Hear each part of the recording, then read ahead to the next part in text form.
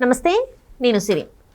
దిల్ రాజు గారు సంక్రాంతి వస్తున్న సినిమాతోని కొంచెం ఒడ్డున పడ్డారనుకున్న టైంలోనే ఇప్పుడు ఏదైతే ఉందో ఐటీ రైట్స్ అయితే జరుగుతున్నాయి. సో అసలు ఏం జరిగింది, ఐటీ రైట్స్ ఎందుకు జరిగాయి సడన్గా అనే అంశాన్ని మనకు వివరించడానికి మనతో పాటు ఉన్నారు ప్రముఖ సినీ క్రిటిక్ దాసరి విజ్ఞాన్ గారు. నమస్కారం అండి. నమస్తే సార్, ఇప్పుడు చూస్తుంటే సంక్రాంతికి వస్తున్నాంకి 3 సినిమాలు అయితే రిలీజ్ అయ్యాయి. గేమ్ చేంజర్, డాకు మహారాజ్, ఇంకొచ్చేసి సంక్రాంతికి వస్తున్నాం.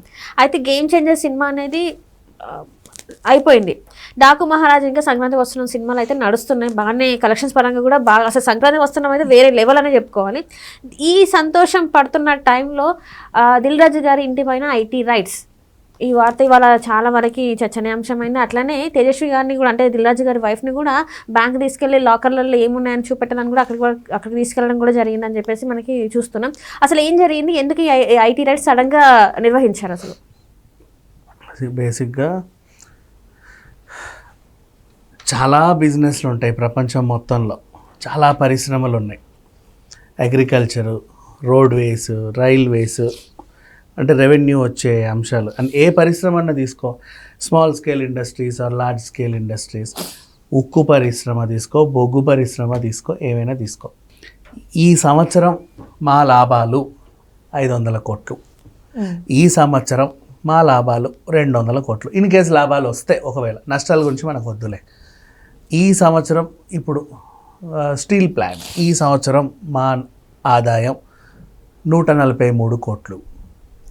పోనీ ఏ సిమెంటో గిమెంటో, ఈ సంవత్సరం మా ఆదాయం 200 కోట్లు. అవునా? ఎంత వృద్ధి చెందిందో ఈ కంపెనీలన్నీ, అందరూ మాట్లాడుకుంటారు. దానికి తగ్గ ట్యాక్సులు గిక్సులు కడతారు, బాగానే ఉంటుంది. ఒక సినీ పరిశ్రమ మాత్రమే 1,00,000 కోట్లకు పైన క్లెయిమ్ చేసి పడేస్తుంది. ఎలా? ఏడాది మొత్తంలో 100 సినిమాలు రిలీజ్ అవుతాయమ్మా. 100 సినిమాల్లో 50 హిట్, 50 ఫట్టు, సింపుల్గా చెప్పుకుందాం.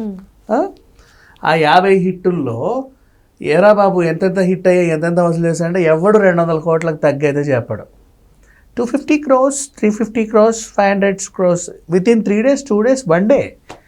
ఫస్ట్ డేనే 260 crores. మిగతా పెద్ద పెద్ద పరిశ్రమలకి ఇప్పుడు ఫర్ ఎగ్జాంపుల్ సింగరేణి ఉంది, ఎక్కడో మహారాష్ట్ర బార్డర్లో స్టార్ట్ అయితే ఖమ్మం దాకా ఉంది. అవునా? అంతమంది ఎంప్లాయీస్ పనిచేసి తీసి అంతమందికి శాలరీలు గీళ్ళు అన్నీ ఇవ్వగా వీళ్ళకి ఇంత మిగిలాయి అని చెప్పి ఇంత చూపిస్తారు. ఒక సినిమా వాడే కోట్లు కోట్లు కోట్లు కోట్లు కోట్లు కోట్లు చూపిస్తారు. ఇలా 50 సినిమాలకు కలిసి 1,00,000 కోట్లు క్లెయిమ్ అయ్యింది. మరి ఈ పరిశ్రమ నుంచి నాకు 1,00,000 కోట్లు టర్న్ ఓవర్ వచ్చిందంటే ట్యాక్స్ ఎంత రావాలి? ఆ రేంజ్లోనే ట్యాక్స్ కూడా రావాలి. ఇప్పుడు 100కి 18 కోట్లు ఇచ్చేయాలి, 18%. అంటే బాబు సినిమా ఇండస్ట్రీ నుంచి ట్యాక్స్ ఎంత వచ్చింది అంటే 10 పొరకో చూపిస్తున్నావు నువ్వు. ఏమైందయ్యా అంటే, నిర్మాతను అడగకపోయావా? నిన్నే కదా 200 కోట్లు అన్నాడు అంటే ఆయనే నెత్తి మీద తడిగుడ్డ వేసుకొని వచ్చి ఏమీ రాలేదండి, ఈరోజు మీరు వచ్చారు కాబట్టి సరిపోయింది, అదే రేపు వచ్చి ఉంటే ఈ ఇల్లు కూడా ఉండేది కాదని చెప్తాడు. ఆ పరిస్థితుల్లో ఉన్నాం మేము. మరి అదేంటయ్యా నీ ట్విట్టర్ అకౌంట్లో ఏదో 200 కోట్లని పెట్టావు అంటే, సినిమా మొత్తానికి ఆ రోజు వచ్చింది 200 కోట్లు. మాకు రావు. నేను ఎంత 10 రూపాయలకు అమ్మేసేవాడికి, వాళ్ళు డిస్ట్రిబ్యూట్ చేసి ఆ డిస్ట్రిబ్యూటర్లు, ఎగ్జిబిటర్లు, గ్రాసు, నెట్, షేరు, అది ఇది అన్నీ కలిపి ఓవరాల్ అది రైట్. కానీ మాకు వచ్చింది ఏమీ లేదు. ఫోన్లే, ఒరే డిస్ట్రిబ్యూటర్లారా 100 కోట్లు ఏవో వచ్చాయంట కదా నీకు, తీ నా ట్యాక్స్. లేదండి, నేను 3 డిస్ట్రిబ్యూట్ చేశా, ఓ దాంట్లో వచ్చింది కరెక్టే, మిగతా అన్నీ 2 పోయాయండి, ఏమీ మిగల్లా. మీ దగ్గర ఏమన్నా 10 రూపాయలు ఉంటే ఇస్తారో సిగరెట్ కానీ వాడే అడుగుతాడు. ఇలా ఉంటే మండదా? నువ్వు లక్షల కోట్లు క్లెయిమ్ చేసేస్తున్నావు ప్రతి సినిమాకి, ఎవ్వడూ తగ్గట్లా. అండ్ ఫస్ట్ డే రోజు ఆ సినిమా ఫ్లాప్ టాక్ తెచ్చుకున్నా కూడా ఈ మధ్యకాలంలో కొన్ని సినిమాలు అయితే మరీ ఘోరం, ఫ్లాప్ టాక్ వచ్చినా కూడా ఇన్ని కోట్లు వసూలు చేసింది ఫస్ట్ డే కలెక్షన్స్ అని చెప్పేసి. మంచిదే, వస్తే తప్పేంటి, రాకున్నా కూడా చెప్తున్నారు కదా. మంచి పరిణామం, అందరికీ రానివ్వండి. కలకలలాడుతున్నాయి. మరి ట్యాక్స్లో కూడా కలకలలాడాలి కదా. వీళ్ళ సంగతి కాదురా బాబు, ఈ టికెట్లు ఏమో మనమే అమ్ముకుందాం, అప్పుడు తెలుస్తాయి కదా లెక్కలు అని ఏపీ గవర్నమెంట్ లాస్ట్ టైం అదే నిర్ణయం తీసుకుంది. మరి గవర్నమెంట్ టికెట్ రేట్లు అమ్మితే ట్యాక్స్ కాదు కదా, టికెట్ రేట్లే ఓ రేంజ్లో ఉంటాయి. మరి సామాన్యుడికి అందుబాటులో అందుబాటులో ఉండాలి. 5 రూపాయలు 10 రూపాయలే ఉంటాయి. ఇంకా నువ్వు తెల్ల రేషన్ కార్డు మీద ఫ్రీ సినిమా కూడా ఇస్తారు. మేబీ పెట్టవచ్చు, అట్లాంటి పథకాలు కూడా రావచ్చు. తెల్ల రేషన్ కార్డు చూపిస్తే ఫ్యామిలీకి ఫ్రీ టికెట్, వెళ్ళి సినిమా చూసిపో, ఇలా ఉంటుంది. మరి ఆ పరిస్థితి తెచ్చుకోవద్దు అంటే ఫస్ట్ నువ్వు చెప్పడం మానే. రైట్. ఎవడు చెప్తున్నాడయ్యా రోజు నాకు ఇంత వస్తుందని? కుమార్ ఆంటీ కూడా చెప్పదు రోజు నేను ఇన్ని ఇట్లా అమ్ముతున్నానని, నాకు ఇంత వస్తుందని. ఎవరు చెప్పరు, ఏ బిజినెస్ చెప్పడు. నువ్వు బయటికి వెళ్ళు, ఒక ఆటో నడు బాబు, యాన్యువల్ ఇన్కమ్ మాత్రం చెప్తారు, సంవత్సరానికి ఇంత మొత్తం అని చెప్తారు. అది కూడా ఏంటంటే అది కూడా ఇయర్ ఎండింగ్ లో మనకు ఉంటది కాబట్టి ట్యాక్స్ కట్టాలనుకున్నాడు చెప్తాడమ్మా, అందరూ చెప్తారులే. బట్ ఏ బిజినెస్ వాడు చెప్పడు నాకు ఇంత వస్తాయని. ఓ గోల్డ్ షాప్కి వెళ్ళు, నీకు ఎంత వస్తాయి అన్నాడు, వాడు చెప్పడు. షాప్ నిండా గోల్డే ఉంటది, చేతి నిండా క్యాషే ఉంటది, అయినా కూడా చెప్పాడు. ఎక్కడి గోల్డ్ అక్కడే ఉందండి, ఏం పోలా అంటాడు వాడు. బట్టల షాప్ వాడు కానీ ఎవడైనా సరే ఎందుకు చెప్తారమ్మాయి, కేవలం షాపింగ్ మాల్కి వెళ్ళు, ఇవాళ నీకు ఎంత వచ్చింది అని అడుగు, నీ కలెక్షన్ చెప్పు. Nobody will say. మరి సినిమా వాళ్ళు ఏంటి అది గొప్ప అనుకుంటున్నారా? అంటే వాళ్ళు ఒక అంటే కొంతమంది ప్రొడ్యూసర్స్ చెప్పింది ఏంటంటే అట్లా కలెక్షన్స్ వస్తున్నాయని చెప్తూ ఉంటే ఇది ఒక టాక్టిక్స్ లాగా జనాల్ని రప్పించడానికి మేము ఇట్లాంటివి వాడుతున్నాం.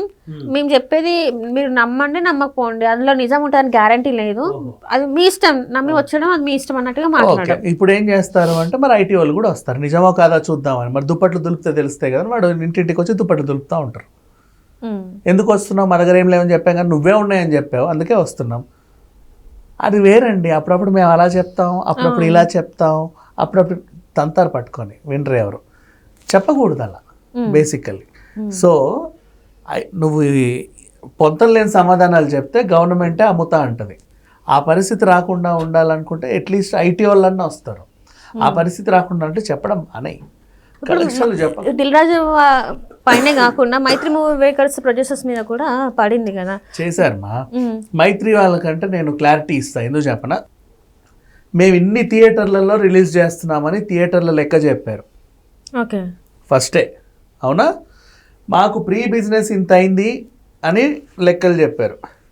ఇన్ని థియేటర్లలో ఇన్ని షోస్ వేసుకుంటున్నాము అని చెప్పారు. ఇన్ని థియేటర్లో బెనిఫిట్ షోస్ వేసుకుంటున్నామని చెప్పారు. ఇంత రేటుకి టికెట్ అమ్ముకుంటున్నామని కూడా చెప్పారు. ఓకే. మరి ఇన్ని చెప్పినప్పుడు వాళ్ళకి అన్ని కోట్లు వచ్చాయని కూడా చెప్పారు. మరి అన్ని కోట్లు వచ్చినప్పుడు వాళ్ళు అంత ట్యాక్స్ కడతారు, ఎందుకంటే వాళ్ళు చెప్పారు అధికారికంగా. ఓకే. వేరే వేరే సినిమాలు, మొన్న వచ్చిన సినిమాలు నువ్వు ఎన్నిట్లో రిలీజ్ చేసావో తెలియదు, ఎన్ని షోలు వేసుకున్నావో తెలియదు, అన్ని షోలు నిండాయో లేదో కూడా తెలియదు. తెల్లారేసరికి చెప్పేసా వచ్చేసాయి బాబు 200 కోట్లు 300 కోట్లు అని చెప్పేసారు. అంటే ఇక్కడ ఏంటంటే సంక్రాంతికి వస్తున్న సినిమా మూతపడిన థియేటర్స్ అంటే సింగిల్ స్క్రీన్ థియేటర్స్ కొన్ని మూతపడ్డాయి కదా, వాటిని కూడా ఓపెన్ చేయించి అందులో సినిమాలు వేపిస్తున్నారు అని చెప్పేసి కూడా వార్త. అందుకే మేబీ ఏమన్నా ఐటీ రైట్స్ సినిమాకి మంచి కలెక్షన్స్ వస్తున్నాయని చెప్పేసి అలా ఏమన్నా వచ్చే అవకాశం? మంచిదే అమ్మా, రాని ఇప్పుడు అని చెప్పుకుంటాడు పాప. దిల్ రాజు గారికి కూడా ఏం లేదు, లేవు అంటే దాని అర్థం ఏంటి, అవును ఇక్కడ వచ్చినా ఇంకో దాంట్లో పోయాయి. అవును, నీకు కావాల్సింది నేను ఏడాదికి నా సంపద, నా ఆస్తులు వచ్చేవి పోయి నాకు ఇంత మిగిలింది స్థిరంగా అంటే వాటి మీద నీకు ట్యాక్స్ కడతా. అవును. అప్పుడు రా మార్చి ఏప్రిల్ ఆ ఫైనాన్షియల్ ఇయర్ ఎండింగ్ ఎప్పటికప్పుడు నాకు లాభం వచ్చినప్పుడల్లా నువ్వు వస్తే ఎట్లా? మరి నష్టం వచ్చినప్పుడు రావే నువ్వు నాకు ఎదిరియడానికి, అంతే కదా. సో ఇది సంగతి. చెప్పుకోవడం మానేయండి, నాకు ఇంత వచ్చాయి నువ్వు అలా చెప్పుకుంటేనే అన్ని ప్రాబ్లమ్స్. రైట్ రైట్ అండి, థ్యాంక్ యూ సో మచ్ అండి.